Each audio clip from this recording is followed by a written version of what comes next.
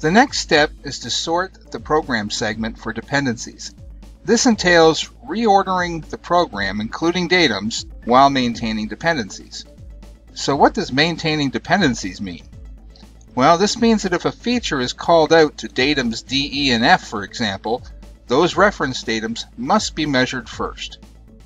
Now there's two ways to invoke the sorting: from the Programming Automation drop-down on the Measure menu seen in the image to the right, or from the Modify ribbon shown below. So back to our part. We just got finished doing the auto coordinate system, and now we're going to sort for dependencies. So we're going to go to the Measure ribbon. Under the Programming Automation, we're going to select the second item here, Sorting for Dependencies. So you can see the program has been sorted. The datums have been moved up to the front, along with the coordinate system, A, B, and C, coordinate system, D, E, and F, coordinate system. And then you can see all the features underneath that are referenced back to those coordinate systems.